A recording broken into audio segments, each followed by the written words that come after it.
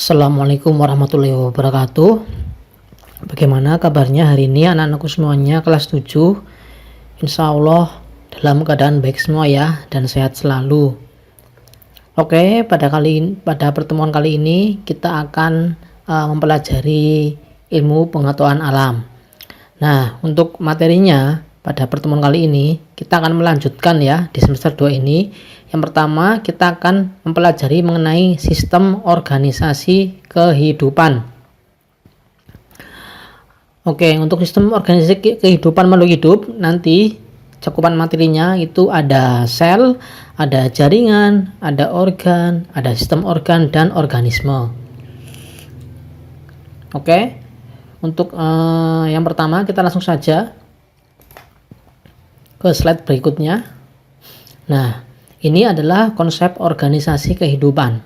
Nah, di dalam konsep organisasi kehidupan kita akan mempelajari mengenai susunan secara sistematis elemen kehidupan yang dimulai dari tingkat yang paling sederhana sampai ke tingkat yang paling kompleks. Nah, untuk yang tingkat paling sederhana itu kita ada yang namanya molekul ya. Molekul adalah butiran-butiran kecil penyusun suatu makhluk hidup.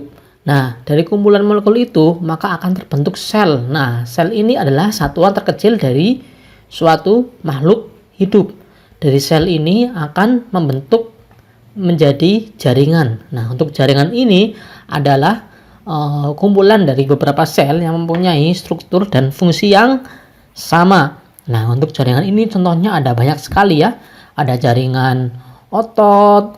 Lalu kalau ada pada tumbuhan itu ada yang namanya jaringan epidermis, ada jaringan palisade, dan lain sebagainya. Nah, kumpulan dari jaringan ini maka akan membentuk menjadi suatu organ. Nah, organ ini contohnya ada banyak dalam kehidupan sehari-hari kita. Contohnya ada dalam diri kita sendiri, yaitu misalnya ada organ pernafasan ya, itu paru-paru. Ada organ apa ini digambar? Nah, ada namanya organ lambung ya, atau yang biasa kita kenal dengan organ pencernaan. Nah, dalam organ ini nanti akan menghubung satu dengan lainnya menjadi sistem organ. Nah, sistem organ ini nanti kita kenal dengan sistem pernafasan atau sistem respirasi, ada sistem peredaran darah, sampai dengan ada sistem endokrin atau sistem kelenjar ya. Nah, dari sistem organ ini saling bersatu kemudian membentuk organisme. Organisme ini atau yang kita kenal dengan spesies suatu makhluk hidup ya. Di sini contohnya ada harimau. Nah, dan hewan-hewan lainnya, ada kijang misalnya, ada ular, ada apalagi ada burung. Nah, itu merupakan organisme. Dan kumpulan dari organisme yang bertempat di suatu wilayah akan membentuk suatu ekosistem ya. Dari ekosistem ini nanti kita perluas lagi menjadi komunitas. Dan ketika komunitas diperluas lagi jangkauannya, maka akan membentuk suatu biosfer. Biosfer itu adalah kehidupan yang ada di bumi. Itu contohnya. Kemudian lanjut saja, kita akan mempelajari yang pertama adalah sel. Nah, sel merupakan unit terkecil kehidupan. Di dalam sel terdapat penyusun sel atau organel sel. Jadi manusia itu atau hewan lain sebagainya itu di dalam tubuhnya itu terdiri dari ribuan sel ya, yang menyatu yang akhirnya akan membentuk suatu organisme atau spesies. Nah, untuk sel sendiri itu dibedakan menjadi dua. Ada sel prokaryotik dan sel eukaryotik. Nah, untuk sel prokaryotik ini adalah ciri-cirinya memiliki nukleus atau inti sel dan tidak diselubungi membran inti. Nah, jadi sel prokaryotik ini memiliki inti sel, tetapi pada inti selnya itu tidak dibungkus atau tidak ada pelindungnya, begitu ya. Sedangkan sel eukaryotik adalah sel yang memiliki inti dan sel tersebut dibungkus oleh membran inti. Jadi bedanya adalah sel prokaryotik ini tidak dilindungi inti selnya atau tidak ada membran selnya, sedangkan di sel eukaryotik ini sel yang dilindungi inti selnya dengan membran inti atau membran sel. Kemudian kita lihat contohnya untuk sel prokariotik. Nah, contoh gambar dari sel prokariotik adalah seperti ini ya. Jadi berbentuk seperti kapsul dan ada alat geraknya di sini yang dinamakan dengan flagel atau flagellum di sini ya. Kita lihat di sini. Nah, sel prokariotik terdapat pada bakteri termasuk cyanobacteria. Jadi sel prokariot ini terdapat pada hewan-hewan kecil ya, hewan-hewan mikroskopis, hewan-hewan yang hanya memiliki satu sel atau yang biasa kita kenal dengan hewan uniseluler.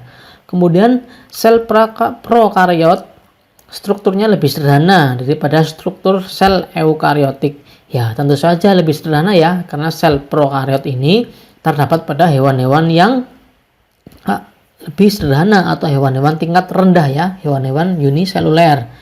Batas selnya ialah membran plasma. Dinding selnya cukup kaku dan seringkali berupa kapsul luar yang biasanya mirip jeli. Dan sebagian bakteri memiliki flagel. Nah, flagel ini ya, yang di belakang seperti ekor. Nah, digunakan sebagai alat geraknya.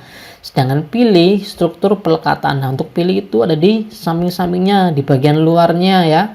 Di bagian luar pili ini atau jaringan yang terdapat di luar ini itu berfungsi untuk melekatkan antara sel satu dengan sel lain di dalam tubuh bakteri itu sendiri. Itu adalah ciri-ciri dari sel prokariot. Dan ini gambarnya.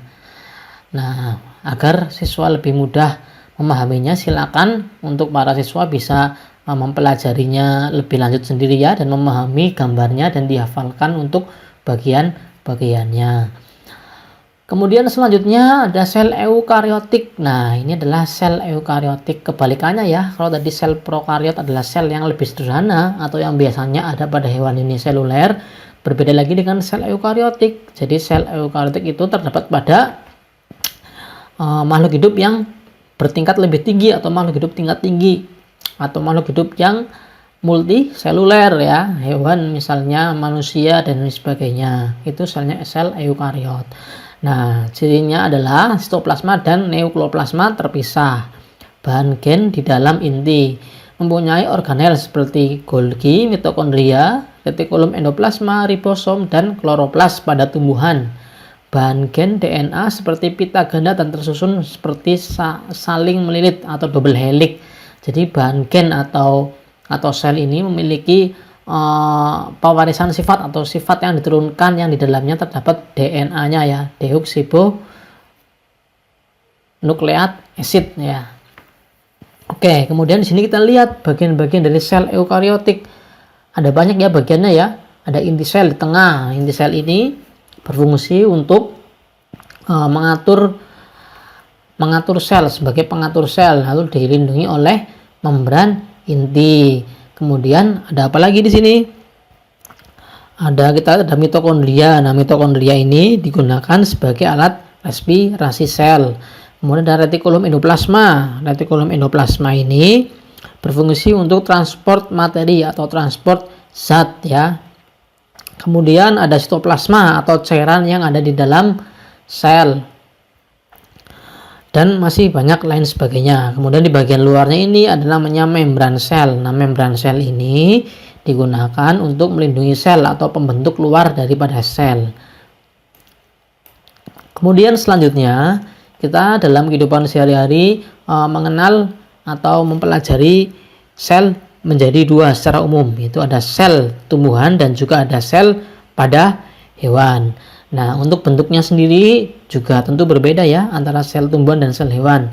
Nah, untuk sel tumbuhan ini secara kasat mata kalau dilihat perbedaan warnanya sangat mencolok ya. Kalau di sel tumbuhan itu berwarna hijau, sedangkan kalau di sel hewan itu berwarna seperti kuning-kuningan. Nah, kenapa sel tumbuhan itu berwarna hijau di sini ditandai dengan warna hijau ya, karena tumbuhan itu memiliki kloroplas ya, memiliki kloroplas, zat hijau daun yang digunakan untuk proses fotosintesis.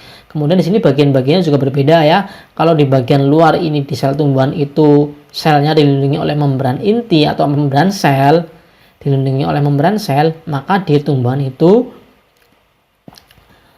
selnya dilindungi oleh yang namanya dinding sel. Itu adalah perbedaan Kemudian untuk bagian-bagian yang lainnya insya Allah sama. Di sini ada inti sel atau nukleus.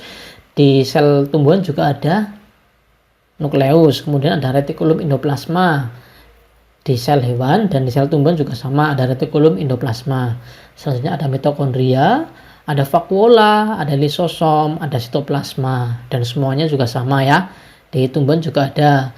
Oh ya, perbedaannya lagi adalah di tumbuhan itu ada yang namanya kloroplas atau kloroplasma di sini ya. Nah, kloroplas inilah yang nantinya berfungsi sebagai bagian dari proses fotosintesis pada tumbuhan. Jadi begitu ya, perbedaannya ada membran sel di sel hewan, sedangkan di tumbuhan itu ada dinding sel, dan di tumbuhan juga ada kloroplas sebagai bagian dari proses fotosintesis nantinya. Kemudian ini adalah contoh dari sel tumbuhan dan sel hewan. Nah, ini contohnya perbedaannya ya. Perbedaannya kita lihat di sel tumbuhan ini adalah contoh sel dari Allium cepa atau bawang merah. Nah, sebenarnya kalau kita tidak sedang daring pada hari ini, kita bisa melakukan praktikum pengamatan mengenai Allium cepa atau bawang merah. Jadi nanti bawang merah diiris secara tipis di bagian kulit luarnya, kemudian ditetesi sedikit air dan diamati di atas atau di mikroskop ya. Nah, contohnya seperti ini. Di tengah ini ada titik-titiknya, ini namanya inti selnya ya. Inti selnya ada di tengah ini, titik-titiknya.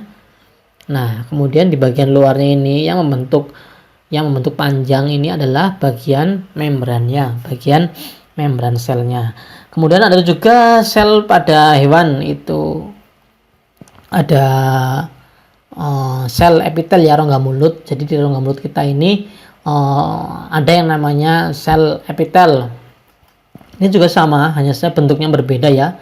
Kalau ini berbentuknya itu lebih tidak beraturan ya dibandingkan Allium cepa ini tadi.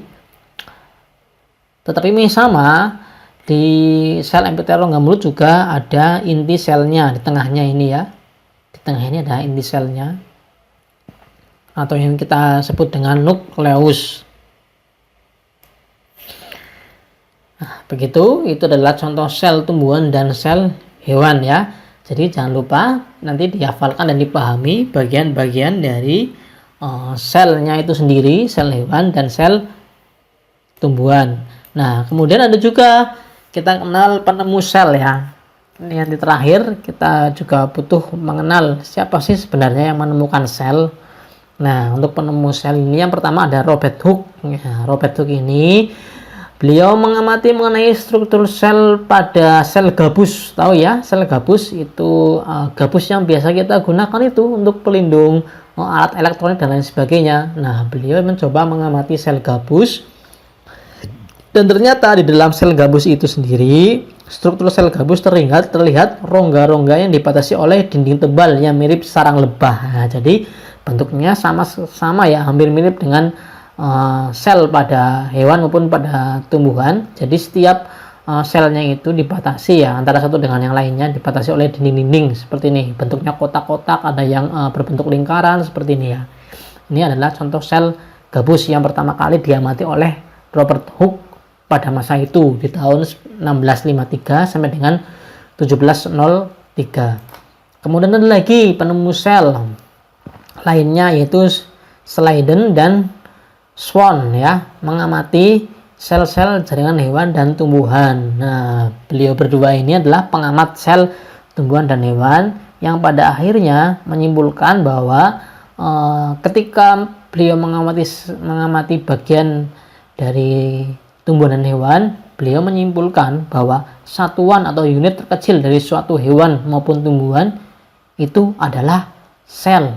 Nah, kemudian ada lagi yang namanya Robert Brown, yaitu mengamati struktur sel dan jaringan anggrek dan menemukan inti sel atau nukleus. Nah, kalau Robert Brown ini menemukan inti sel ya, inti sel, di mana inti sel yang kita kenal dengan nama nukleus ini sebagai pengatur sel fungsinya. Oke, begitu dulu anak-anakku semuanya. Ini sebagai materi utama, materi yang pertama sebagai pengantar materi. Jadi saya tidak terlalu banyak untuk menyampaikan materinya, karena ini masih awal, sebagai pengenalan awal. Dan semoga anak-anakku semuanya bisa tetap terus belajar, terus semangat ya, walaupun masih dalam keadaan yang sulit, keadaan pandemi, keadaan daring, tapi tetap semangat dan terus belajar dan berusaha. Saya akhiri. Untuk materi selanjutnya nanti kita akan mempelajari mengenai jaringan. Nah, tadi kita sudah mempelajari sel, berarti kemudian nanti kita akan mempelajari jaringan organ, ada sistem organ, ada organisme dan lain sebagainya. Dan nanti untuk pertemuan selanjutnya mungkin saya akan mengirimkan materinya tidak selalu hari Jumat ya, bisa saja nanti seminggu 2 kali atau seminggu 3 kali tergantung kebutuhan. Karena materi IPA ini ada banyak sekali ya, jadi tidak mungkin saya sampaikan dalam 1 kali video karena itu akan panjang dan membutuhkan waktunya lama, dan mungkin santri semuanya akan lebih jenuh kalau melihat video yang terlalu lama. Jadi saya potong sedikit-sedikit secara bertahap agar santri semuanya bisa memahami dengan lebih gampang dan lebih menyenangkan. Begitu dari saya. Saya akhiri. Bila hidayah. Wassalamualaikum warahmatullahi wabarakatuh.